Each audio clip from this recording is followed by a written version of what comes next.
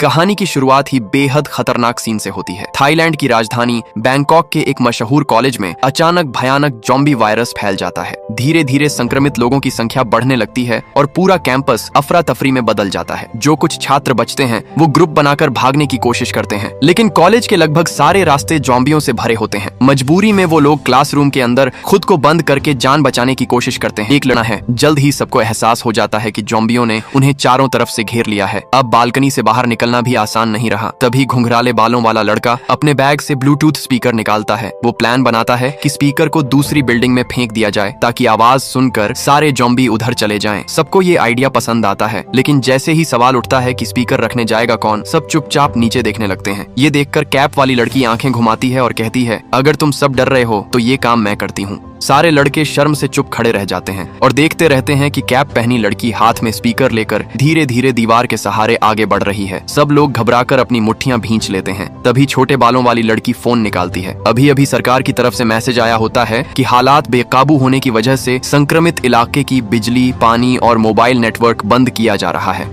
कहानी की शुरुआत ही बेहद खतरनाक सीन से होती है। थाईलैंड की राजधानी बैंकॉक के एक मशहूर कॉलेज में अचानक भयानक ज़ॉम्बी वायरस फैल जाता है। धीरे धीरे संक्रमित लोगों की संख्या बढ़ने लगती है और पूरा कैंपस अफरा तफरी में बदल जाता है। जो कुछ छात्र बचते हैं वो ग्रुप बनाकर भागने की कोशिश करते हैं, लेकिन कॉलेज के लगभग सारे रास्ते ज़ॉम्बियों से भरे होते हैं। मजबूरी में वो लोग क्लासरूम के अंदर खुद को बंद करके जान बचाने की कोशिश करते हैं। एक लड़की आनिंग तुरंत अपने प्रोफेसर को फोन करती है। उसकी माँ पिछले 6 महीने से बिस्तर पर बेहोश पड़ी है, इसलिए वो कॉलेज से बाहर नहीं जा सकती। वो प्रोफेसर से अपनी माँ का ध्यान रखने की विनती करती है। उधर क्लासरूम के बाहर ज़ॉम्बी दरवाजों और खिड़कियों को जोर जोर से पीट रहे होते हैं। डर के मारे लड़की तुरंत फोन काट देती है। तभी टीवी पर खबर चलती है कि बैंकॉक में इमरजेंसी घोषित कर दी गई है। सरकार बताती है कि वायरस का केंद्र वही कॉलेज है जहाँ आनिंग फंसी हुई है। ये सुनकर प्रोफेसर गहरी सोच में पड़ जाता है। वो अपने कमरे में जाकर एक लोहे का डिब्बा खोलता है जिसमें कुछ अजीब दवाइयाँ रखी होती हैं। फिर वो आनिंग की बीमार माँ को देखकर कुछ सोचने लगता है। उधर दूसरी तरफ कुछ और छात्र भी एक क्लासरूम में छिपे हुए होते हैं। वो लोग दरवाजे को बंद करने की कोशिश कर रहे होते हैं। तभी कैप पहने एक लड़की कहती है कि ये जगह ज्यादा देर सुरक्षित नहीं रहेगी। तभी किसी की नजर बाहर बालकनी पर पड़ती है। वो सुझाव देता है कि सब लोग बाहर की बालकनी में जाकर छिप जाएं। कॉलेज के मैदान से लगातार लोगों की चीखें सुनाई दे रही होती हैं। सबकी सांसें अटकी हुई होती हैं। तभी एक लड़का दूर दूसरी बिल्डिंग की तरफ देखता है और पाता है कि वहाँ भी कुछ लोग बालकनी में फंसे हुए हैं। उनमें उसका पुराना दोस्त भी होता है। वो तुरंत फोन लगाता है। आनिंग हैरान रह जाती है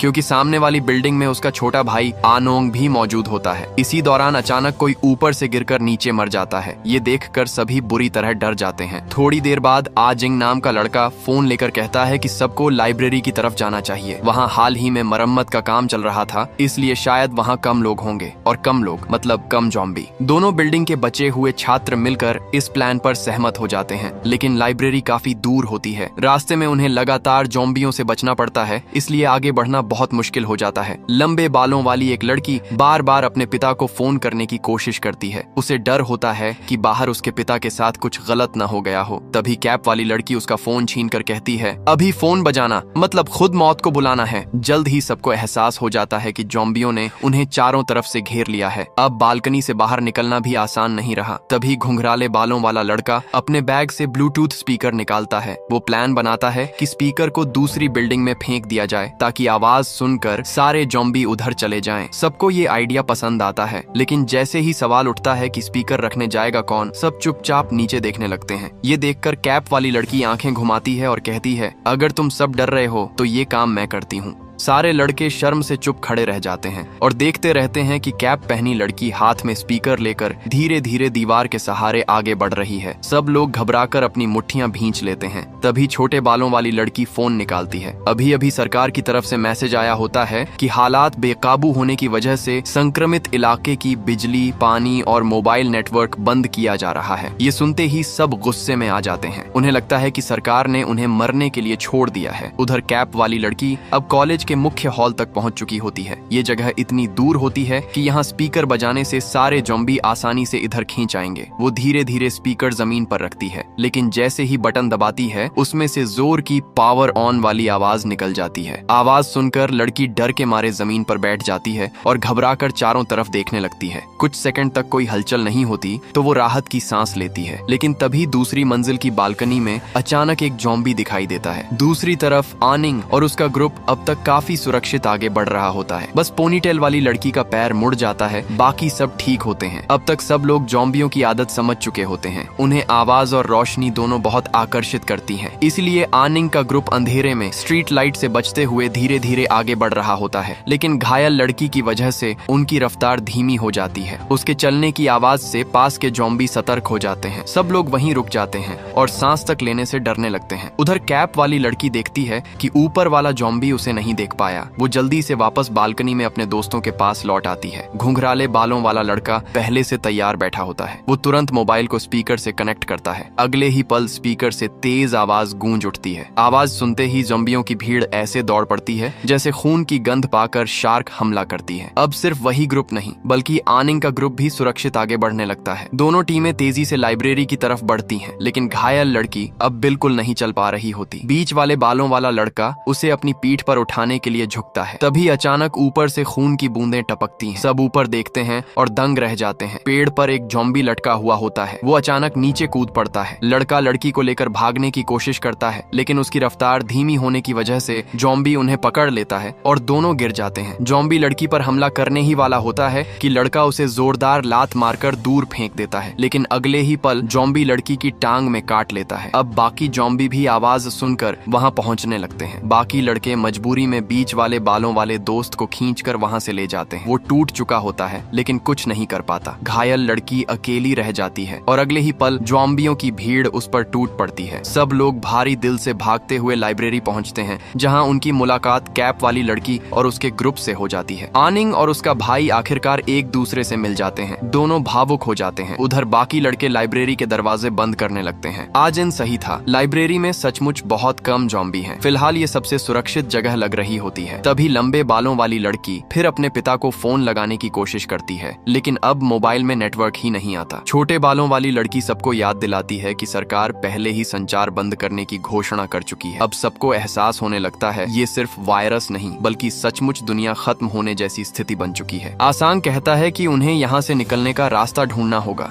बिना पानी और बिजली के वो लोग ज्यादा दिन जिंदा नहीं रह पाएंगे, लेकिन आजिन तुरंत उसकी बात काट देता है। उसका कहना होता है कि अभी बाहर निकलना मतलब खुद मौत को बुलाना है। सबसे सही तरीका यही है कि वो लोग बाहर की दुनिया से मदद मांगे और रेस्क्यू का इंतजार करें। तभी चश्मा पहना एक लड़का हाथ में रेडियो लेकर आता है। शायद वो किसी मजदूर का छोड़ा हुआ रेडियो होता है। उसमें लगातार सरकारी घोषणा चल रही होती है। खबर में बताया जाता है कि कॉलेज के आसपास का पूरा इलाका सेना ने घेर लिया है। रात 8:30 बजे से पानी और बिजली पूरी तरह बंद कर दी जाएगी। सरकार बचे हुए लोगों से अपील करती है कि वो ऊंची जगहों पर पहुंच जाएं, क्योंकि सुबह हेलीकॉप्टर द्वारा रेस्क्यू किया जाएगा। ये सुनकर सब और ज्यादा परेशान हो जाते हैं। अब साफ हो चुका होता है कि उनका कॉलेज ही वायरस का असली केंद्र है, लेकिन किसी को समझ नहीं आता कि ये सब अचानक कैसे शुरू हुआ। आसांग को याद आता है कि लाइब्रेरी की छत पर पार्किंग एरिया है। वो कहता है कि सबको वहीं जाकर हेलीकॉप्टर का इंतजार करना चाहिए, लेकिन आनिंग कहती है कि ये खबर बाकी बचे छात्रों तक भी पहुंचानी चाहिए। आसांग तुरंत विरोध करता है। उसका कहना होता है कि ज्यादा लोगों को बुलाने से और मुसीबत बढ़ेगी, लेकिन आजिन आनिंग का समर्थन करता है। उधर कैप वाली लड़की दोनों लड़कों को